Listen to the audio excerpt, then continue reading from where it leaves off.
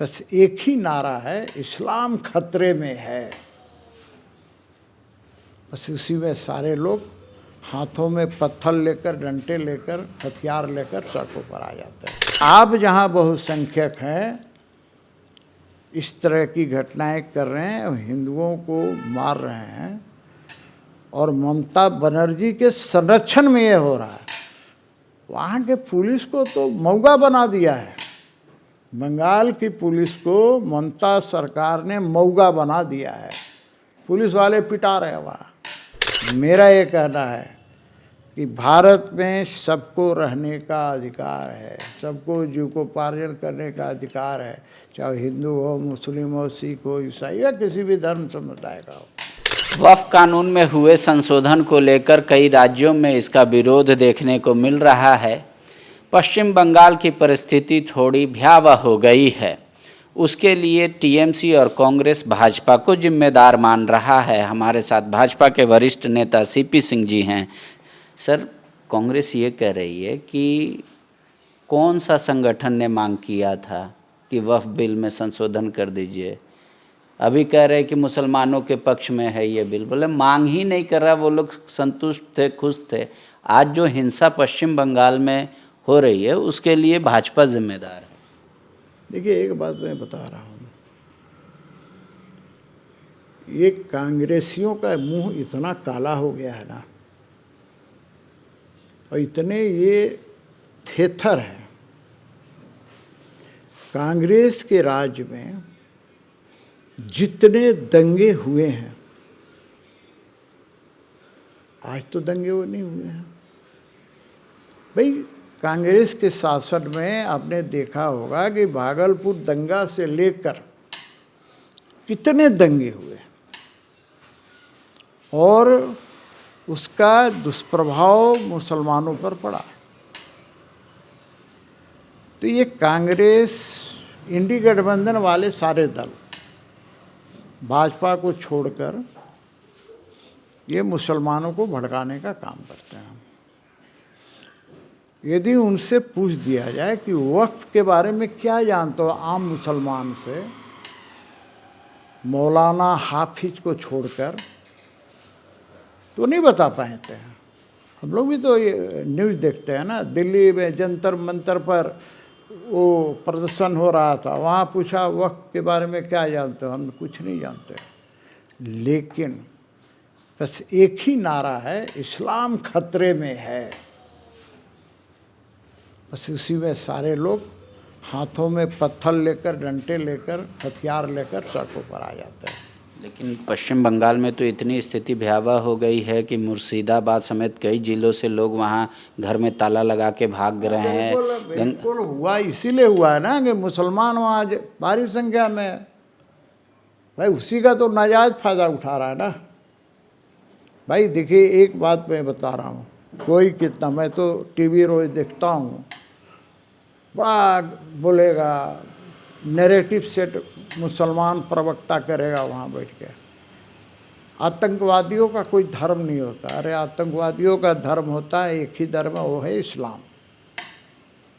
तो इसी प्रकार से ये जिहादी प्रवृत्ति वाले सारे लोग मुसलमान हैं, और यही कारण है कि मुर्शिदाबाद में, जंगीपुर में, शमशेरगंज में जो भी इलाका है, वहाँ पर अल्पसंख्यक हिंदुओं के घर जला रहे हैं, तोड़ फोड़ किए जा रहे हैं, दुकान लूट लिए जा रहे हैं।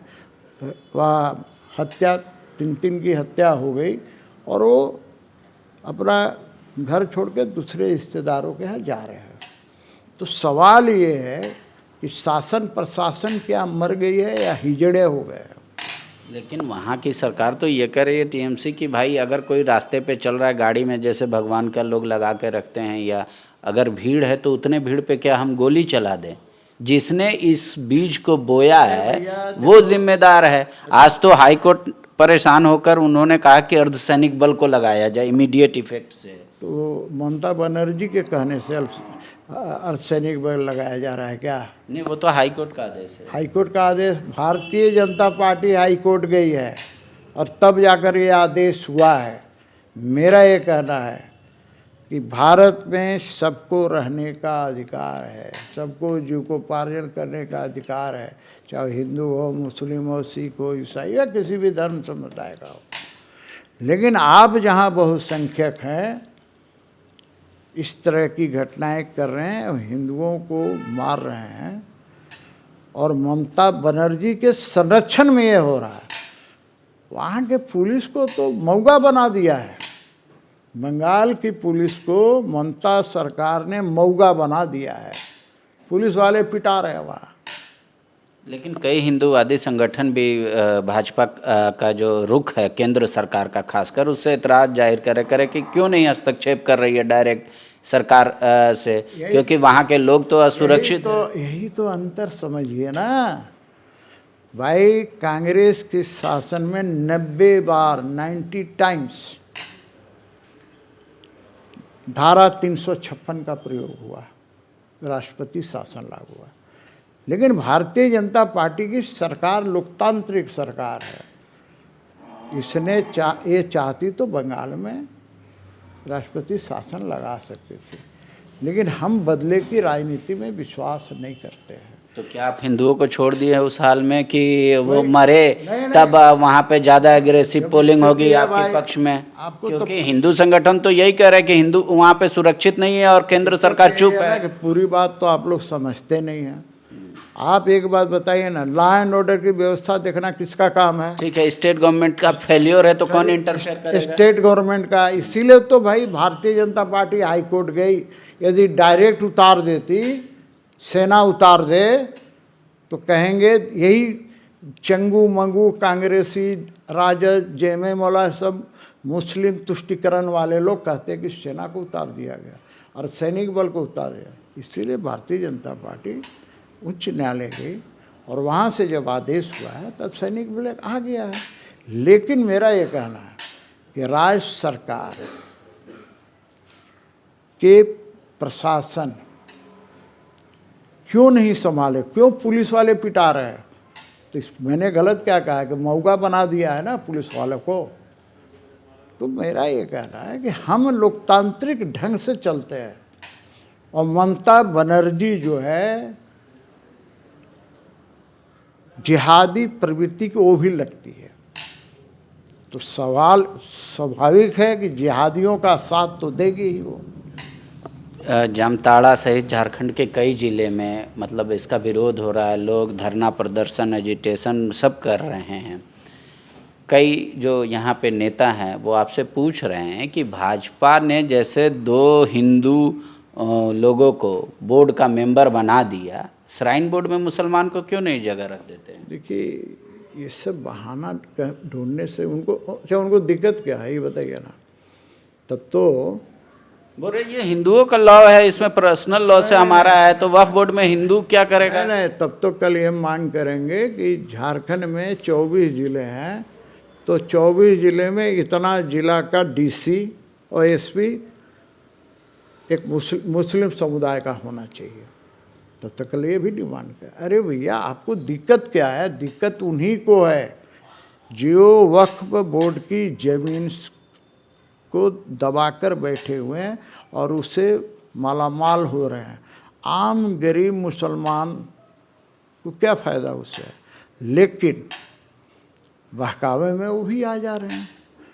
बात ऐसा है ना, जहाँ पर देखिए एक बात बता दे रहा हूँ, जहाँ होगा इस्लाम खतरे में है तो बच्चा से लेकर बूढ़ा तक सड़कों पर दौड़ पड़ेगा। तो ये प्रवृत्ति रुकनी चाहिए। जहाँ तक सवाल है, चाहे रांची में विरोध कर रहे हो चाहे जामताड़ा में कर रहे हो, शांतिपूर्ण ढंग से विरोध करने का अधिकार सभी को है। ये लोकतांत्रिक व्यवस्था के अंदर किसी भी चीज़ को हम यदि पसंद नहीं करते हैं तो हम शांतिपूर्ण ढंग से अपना विरोध दर्ज करा सकते हैं। जैसे रांची के अंदर जो मैंने सुना है कि मानव श्रृंखला बनाया, तो ये लोकतांत्रिक पद्धति है, ये अधिकार है उनको, इस अधिकार से उनको वंचित नहीं किया जा सकता। लेकिन यदि अशांति फैलाएंगे तो गलत होगा और सरकार को वैसे जिहादी तत्वों से निपटने की जरूरत है। आप विपक्ष में हैं, सरकार को कुछ सुझाव देंगे खासकर झारखंड को लेके? क्यों मैं क्या सुझाव दूंगा भाई? अब हमारी सुझाव सरकार क्यों लेगी भाई? खुद वहाँ विद्वान लोग बैठे हुए हैं। मैं तो इतना ही कहूँगा कि भाई झारखंड में रहने वाला हर व्यक्ति, चाहे किसी भी जाति धर्म संप्रदाय का क्यों ना हो, सबके जान माल की सुरक्षा करना राज्य सरकार का दायित्व है। गोल, जहां 27 वर्षों के सफर में 17,000 से भी अधिक छात्रों ने डॉक्टर एवं इंजीनियर बनकर भरे सफलता की ऊंची उड़ान, जहां साधारण छात्र भी झारखंड टॉपर्स बनकर बना रहे इतिहास। दूरदर्शी शिक्षाविद श्री विपिन सिंह के मार्गदर्शन में मेडिकल एवं इंजीनियरिंग के लाखों छात्रों के लिए आशा की किरण के रूप में गोल, नेशंस लीडिंग इंस्टीट्यूट।